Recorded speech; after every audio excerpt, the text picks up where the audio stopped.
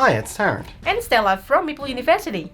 In this video we're going to show you a quick how to play of Altenor Secrets, and hopefully you get a bit of a flavour for this game. Coming up.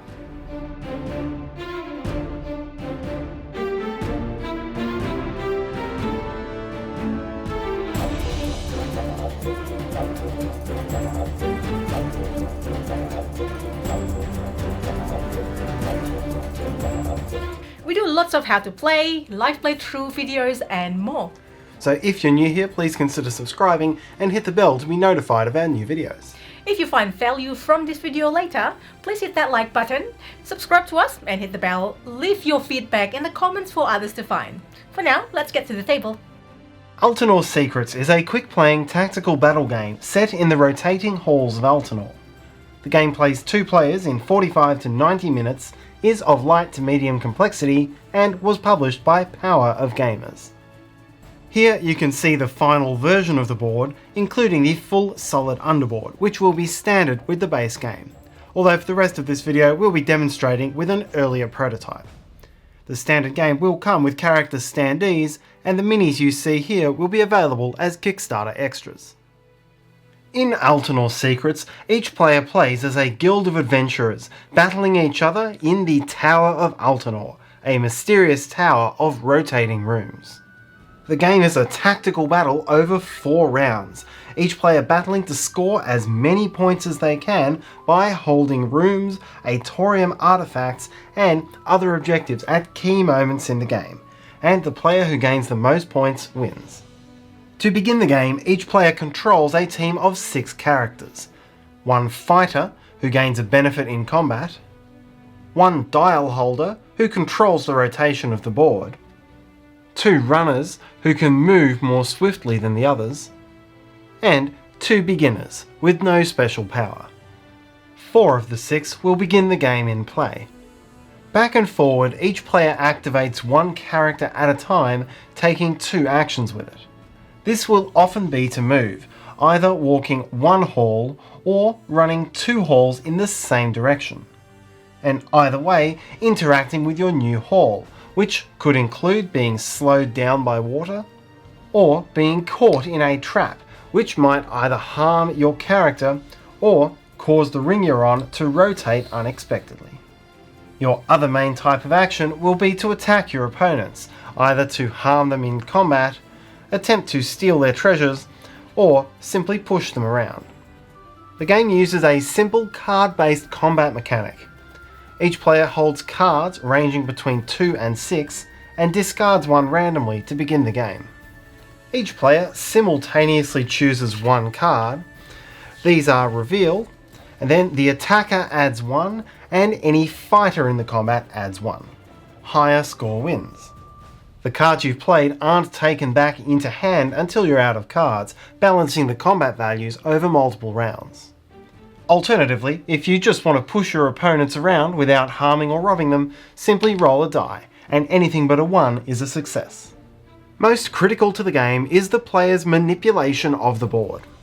Each dial holder begins the game with 8 cards, each allowing one of the tower's rings to be rotated in a certain direction.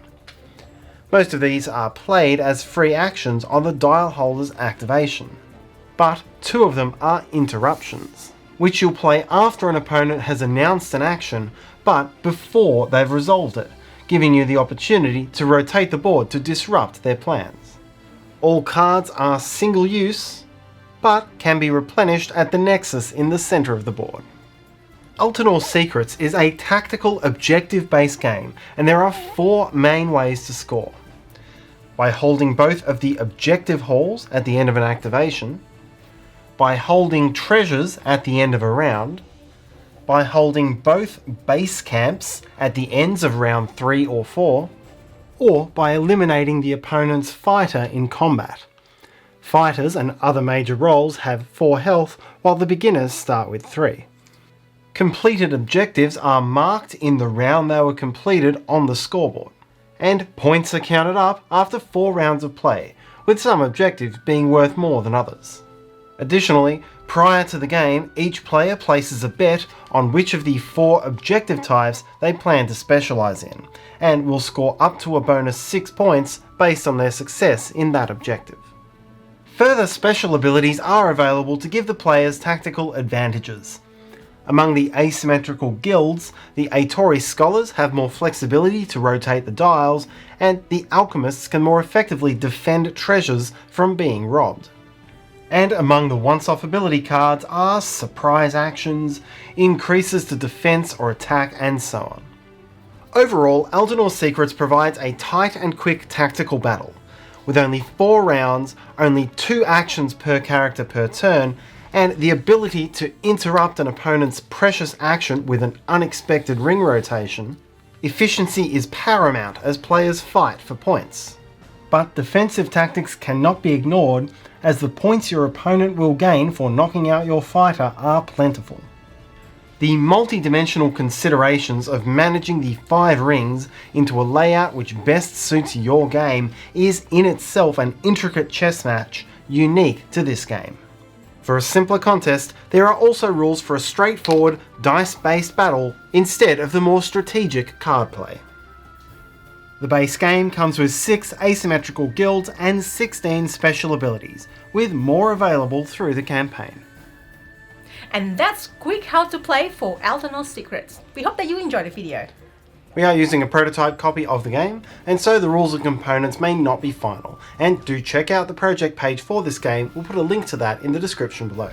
And if you find this video useful, please help us by hitting that like button, subscribe to us. You can also hit the Meeple on the corner to do so, and hit the bell icon so you'll be one of the first to know when we have new and exciting videos. You can also follow me on Instagram for my board games journey. And if you have any questions, comments or feedback, please leave that in the comments section below. See you next time.